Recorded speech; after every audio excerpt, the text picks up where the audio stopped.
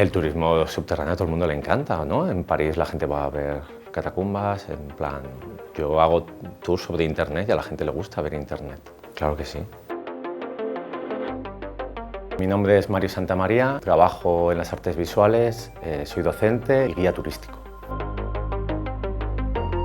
Llevo muchos años haciendo de guía turístico por infraestructuras de internet. Y no solo de internet, sino de toda una red planetaria que permite soportar este mundo como remoto y teletecnológico.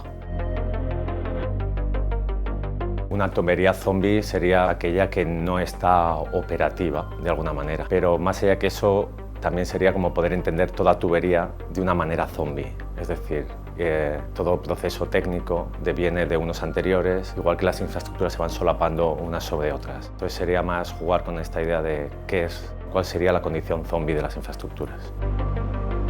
Me interesa tanto la parte que está inutilizada, abandonada, sobre la cual la gente también fantasea nuevas promesas, como también la parte que se diseñó pero nunca se hizo. ¿De qué manera nos contamos relatos sobre estas cosas que se mueven en otros niveles, ¿no?